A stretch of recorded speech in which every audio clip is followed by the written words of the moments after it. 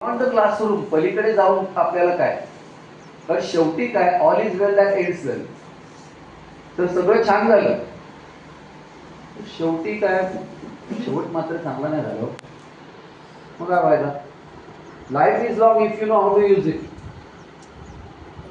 आम्ही शिक्षक आहोत, मग आमचं काय धर्म आहे, तर आम्हाला ते सब्जेक्ट पूर्ण करायचे. आमचं वार्षिक नियोजन आहे, प्लॅनिंग आहे. जुलैमध्ये एवढं, जुलैमध्ये तेवढं, ऑगस्टमध्ये तेवढं, 10वीचं आम्हाला 15 डिसेंबरपर्यंत पोर्शन कम्प्लीट करायचं. मी आज चाकोरीतच अडकायचं का? शेक्सपियरचा जन्मदिवस असतो एप्रिल महिन्यामध्ये, तो आम्ही इंग्लिश डे म्हणून साजरा करतो. ती जी संकल्पना पाहिली इंग्लिश डेची, जबरदस्त एकदम. कुंभार सर मुख्याध्यापक असताना त्यांनी त्यांच्या शैलेंद्र एज्युकेशनमध्ये इंग्लिश डे साजरा केला. त्याची प्रेरणा घेऊन आम्ही आमच्या शाळेत साजरा केला. त्याचा एवढा प्रतिसाद. आणि आता तर काय की बाबा फेसबुक आहे, इंस्टाग्राम आहे, ते फोटोज, ते व्हिडिओज वगैरे टाकले. अनेक शिक्षक म्हणे, अरे यार आम्हाला पण आमच्या शाळेत करायचं आहे. मला वाटते कुठेतरी हे उपक्रम वेगळे करतात. मग काय हा इंग्लिश डे म्हणजे काय होता? प्रत्येक मुलाने त्या दिवशी इंग्लिश बोलायचं. काय तुटकं फुटकं येईल ते बोल. आपण भाषा म्हणजेच काय की ह्या हृदयातून त्या हृदयापर्यंत संवाद साधला पाहिजे, बस. पक्ष्यांना सुद्धा भाषा असते, ते सुद्धा त्यांच्या जेस्चर्सने एकमेकांना कळवतात. मग काही वेळेला आपली भाषा समोरच्याला कमी पडते की नाही? एक वेळेला 10वीच्या मध्ये 7 का 8 विद्यार्थ्यांनी आत्महत्या केली. आणि त्याच्यानंतर एक बोर्डाने असं डिसिजन घेतलेलं की त्याचं काउन्सिलिंग करायचं. त्यासाठी एक बैठक होती, ती भरली होती. त्याच्यामध्ये विचारलं की तो एवढ्या टोकाला का पोचतोय, त्याला एवढा फिअर फॅक्टर येतो का त्याच्यामध्ये. मला सांगा, आपण काहीतरी बघण्यात कमी पडलो ना? तुमच्या मुलाचं किंवा मुलीचं दुःख एक चेहरा बघितला वेळेला कळते. काय रे ताई, आज काहीतरी काय बिनसलं का? अरे दादा, मनासारखं जेवलाच नाही तू, आपण मुलाला विचारतो. मग जर आपल्याला कळते की आपला मुलगा जेवला नाही आहे किंवा मुलीच्या चेहऱ्यामध्ये नेहमीच, मग आपण कुठेतरी त्यांना वाचण्यात का कमी पडतोय? बरं, आता तो टक्का पण कमी झाला. एका वर्गामध्ये मॅक्सिमम 40-50 मुलं आहेत, पूर्वी 100-100 होते. मग त्या शेवटच्या मुलापर्यंत पोहोचायला आम्ही कमी पडतोय ना? मला वाटते त्या बियॉन्ड पलीकडे जायचंय. तुम्ही म्हणाल की सर आम्ही 7 जण फक्त इंग्लिशचे टीचर्स आहोत, हे फक्त इंग्लिशसाठी चाललंय. कुठे असं कुठे आहे?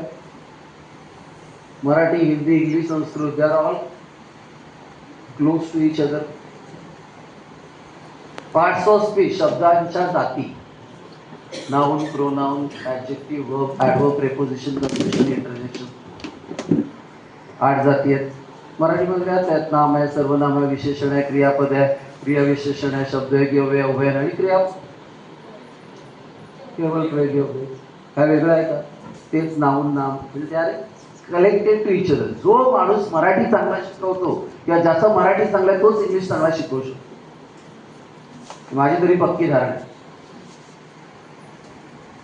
मी अनेक वर्ष आमच्या शाळेमध्ये मुलांना इलेक्ट्रिशियन कॉम्पिटिशनला पाठवतो. त्याच्या आधी मी सलग 16 वर्ष प्रत्येक मी वाटते की कुठेतरी तो मी एम काढला, तो जरा उलटा करायचा. त्याचं काय होतं? डब्ल्यू होतो. W, we can. Barack Obama यांनी अमेरिकेचे राष्ट्राध्यक्षपद 2दा जिंकलं फक्त 2 शब्दांवर, वी कॅन. We can. तसं वी कॅन आपण करू शकतो. मी तर इतिहासचा शिक्षक आहे, मी काय करणार आहे? हे जे मी आज जे घेतोय ना, या काय मी माझ्या लक्षात घ्या, मोजून 7 का 8 स्लाईड बनवलेत, जास्त नाही. कारण मला काय माहिती आहे ना की मला एवढं कळते की हार्ट टू हार्ट बोलणं मला पडतं. सरांनी सांगितलं म्हणून मी स्लाईड बनवल्या. अदरवाईज तुमच्यामध्ये यायचं, कारण मी ग्राउंड लेवलला काम केलं. मी नाईट हायस्कूलच्या मुलांना अजूनही शिकवायला जातो, अजूनही जातो. मला घरात म्हणतात, काय काय गरज काय, सुट्टी पडली, कोकणात गेला, काल रात्रभर आम्ही झोपलो नाही, काल रात्री प्रवास केला, परत उद्यापासून काम चालू होणार आहे, काय गरज काय एवढी? आता वयाच्या, आता माझी 55 वर्ष झालं, 56 वय चालू, 2 वर्ष रिटायरमेंट आहे. काय गरज काय एवढी? माझी बायको डिस्ट्रिक्ट जज आहे, त्यामुळे काय की ती म्हणते, अरे बाबा काय गरज आहे, आराम कर जरा. म्हटलं, कारण काय माहिती आहे ना की एखाद्या शरीराला सवय झालेली असते. सवय झालेली असते. मग तो तिला म्हटलं की जर शांत बसलो ना, शांत जर बसलो तर झालं 2 वर्षात किंवा 2 महिन्यामध्ये काय. कारण कसं आपलं जे शरीराला जी रक्ताभिसरणाची सवय झाली ते नसासेल. मग कशी मॅडम बोलत होत्या, कोपऱ्यात बसतात मॅडम, नाव माहिती नाही.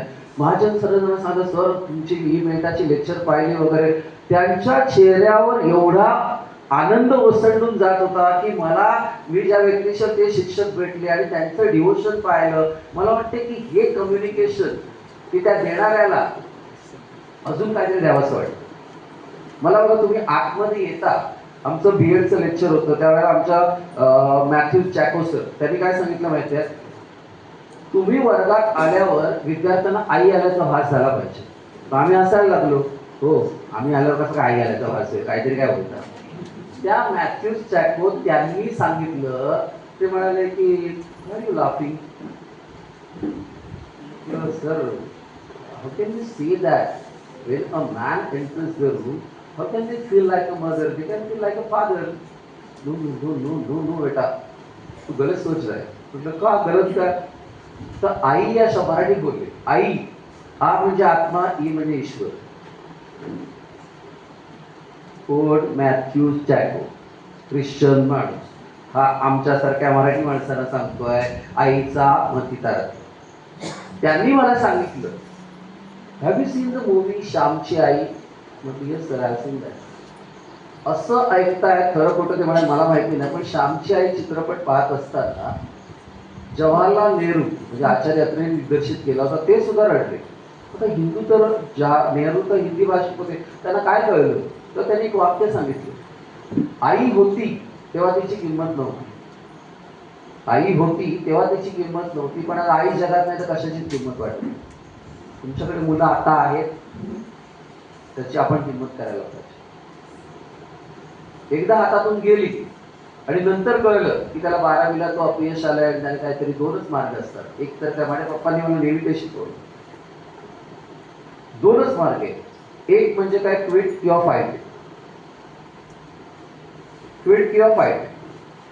क्विट म्हणजे काय, सोडून दे, नाही जमत. फाईट कर म्हणजे लढायला. आणि life is a challenge, you should accept that. प्रत्येक दिवशी प्रत्येक एक विद्यार्थी तुम्हाला चॅलेंज आहे समोर ठेवलेला, तुमच्यासाठी आव्हान आहे. मला ज्यावेळेला त्यांनी विचारलं स्टेट अवॉर्डच्या वेळेला की सर आम्ही तुमच्या शाळेत तुमची 25 वर्षाची कारकीर्द पाहिली, तुमच्या कारकिर्दीत एकाही मुलाला 75% पेक्षा मार्क नाही आहेत, मग तुम्ही स्टेट अवॉर्डला काय सांगता. म्हटलं बरोबर आहे. मी 97 साली लागलो, त्यापासून आज 2026 पर्यंत मी जी 9वीला प्रमोटेड झालेली मुलं तोच वर्ग घेतला.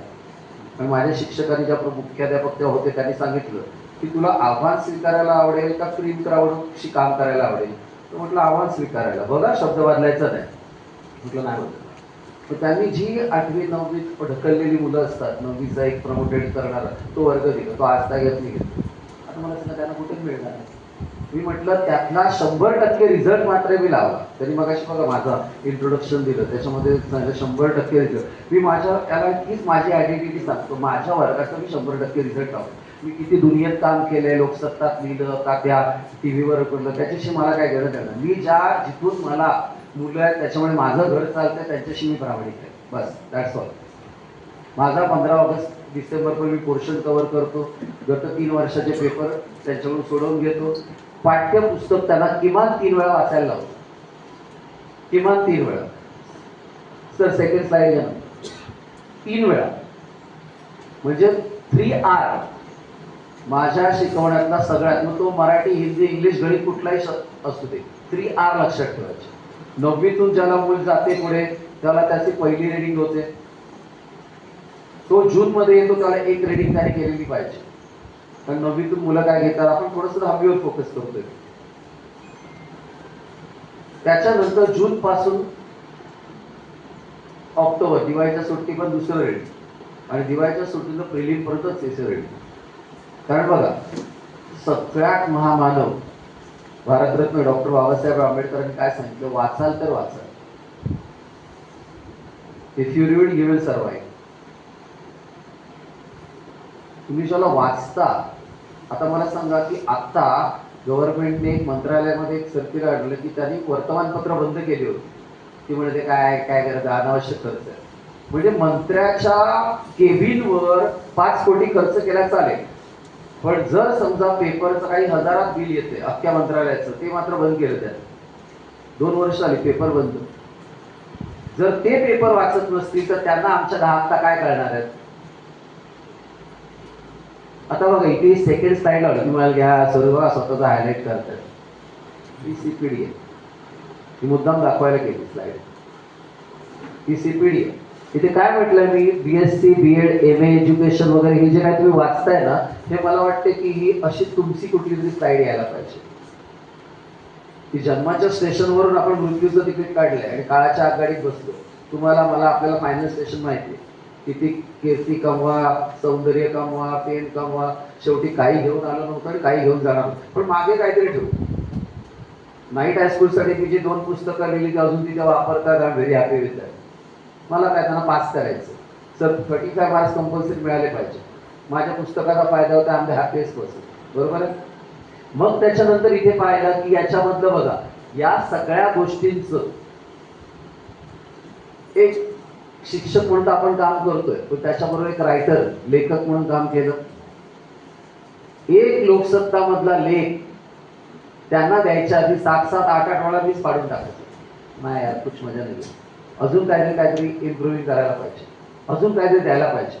कारण लोकसत्ताचा महाराष्ट्रभर वाचक वर्ग आहे. मग मी लिहून मोकळा झालो आणि त्याच्यानंतर मग त्याच्यामध्ये कोणीतरी काही ग्रामरची क्वेरी काढली, त्याविषयी मला काही गरज नाही, ग्रामरची नको, पण मला जो माझा आशय आहे तो आशय माझ्या लोकांपर्यंत पोहोचला पाहिजे, शिक्षकांपर्यंत पोहोचला पाहिजे. आम्ही त्यांना आव्हान केलं, शिक्षण संप्रमण, जीवन शिक्षण अशी अनेक मासिकं निघतात. त्याच्यासाठी तुम्ही काय करा, मी जिथे जिथे व्याख्यानाला जातो, महाराष्ट्रभर व्याख्यानाला जातो, तिथे मी त्यांना सांगतो की तुम्ही लिहा, तुम्ही लिहा. ही वेबसाईट आहे, या वेबसाईटवर तुम्ही पोस्ट करा तुमचे लेख, कदाचित कधीतरी पब्लिश होतील. आणि मग ज्याला आपल्याला दिसतं की यार माझा लेख पब्लिश झालाय आणि it is read by the thousands of people, teachers as well as to students, so that is our success. Sir तिसरी साईड आहे, English as life skill. English हे जीवनातलं एक कौशल्य. आपण म्हणतो जीवन विद्या मिशन. कोणी ते कोण चालवतं ते? येस, वामनराव. काही असे मोजके चेहरे आहेत की त्याच्या मागे काही असं काही वाईट गोष्टी नाही, कधीच नाही. म्हणजे जर तुम्ही पाहिलं की म्हणजे आप्पासाहेब धर्माधिकारी, तुम्ही जर पाहिलं की तिथे सत्संग किंवा आता जीवन विद्या मिशन, मला वाटतं ही चांगली काम करणारी माणसं आहेत. बरोबर आहे. म्हणजे कुठेतरी कोणीतरी त्याच्या मागे अगदी आसाराम बापू वगैरे असा काय प्रकार नाही येतो. बरोबर आहे की नाही, की फक्त काय करायचं की प्रत्यक्षात वेगळं दिसतं, वेगळं खरं मात्र वेगळं, ही मात्र कुठेतरी काय. तर त्याच्यामध्ये आता बघा, why do we teach English. तुम्ही फक्त इंग्लिशच्या ऐवजी स्वतःचा सब्जेक्ट लावा तिथे, तुम्ही बदला तिथे. इंग्लिशच्या ऐवजी का why do we teach Marathi, किंवा आता त्याच्यात नंतर पाहिलं की why do we teach history, science, anything. पहिला क्वेश्चन मीच मला विचारतोय, तसं तुम्ही स्वतःला क्वेश्चन विचार. टू कम्प्लीट सिलेबस, कारण का आपण प्लॅनिंग केलं. To complete syllabus as well as to score marks, कारण आपल्या शाळेचा रिझल्ट दाखवायचा की आमचे एवढे विद्यार्थी पास झाले. पुढे to prepare the SSC examination. मला वाटतं एकच मॅडम तिथे मध्ये 12वीला शिकवणाऱ्या उभ्या राहिल्या होत्या. मी जो त्यांना प्रॉब्लेम म्हटलं की व्हर्नॅक्युलर फिलरची, कुठे ते मॅडम मगाशी, मॅडम बरोबर ना मी बोललो ते व्हर्नॅक्युलर. मॅडम मीडियमच्या ज्या मुलांना हा प्रॉब्लेम येतो की नाही, पण तुम्ही जेव्हा शिकवता त्याला रिस्पॉन्स कोणाकडून येतो की जे इंग्लिश मिडियमची मुलं आहेत ते बोलतात, मात्र आपली मुलं कुठेतरी काय होतात, कमी पडतात. तर मला आपला हाच प्रॉब्लेम आहे की आपण त्या 12वीला तसं पाहिलं ते बरीचशी क्लासला जातात आणि फार लवकर तो पोर्शन वाईट. काय करू शकतो, व्हॉट कॅन आय डू. मी बरंच काय काय करू शकतो यार, हा नाही मी काय करू शकत. Wien others can do, Y cannot I do. जेव्हा इतर करू शकतो मला काय नाही जमणार. 71 वर्षाची एक व्यक्ती करू शकते तर तुम्हाला काय नाही जमणार. आपले का हातपाय गळले का. एखादी व्यक्ती तिच्या वयाने कुठे काउंट होते. Age is just numbers, nothing else. तुम्ही जर ठरवलं तर नंबर्स आहेत ना एज. सरांनी सांगितलं की रिटायर्ड होऊन मला 6-7 वर्ष झाली. रिटायर्ड झाल्यावर एक प्रिन्सिपल रिटायर्ड झाल्यानंतर त्याच्या दाम दुपटीने तिप्पटीने काम करतो. मग आपण का नाही करत? मग आपल्याकडे आता आपल्याकडे आहे, चान्स आहे, बरोबर आहे. फक्त काय माहितीये ना की आपल्यातला कुठेतरी जो लाईट आहे, instead of cursing the darkness, अंधाराला शिवाशाप घालतो ना, हे असंच आहे तसंच आहे, मुलांचे काय हल्लीची मुलं बेकार आहे, जेन्झी असं आहे तसं आहे तसं आहे.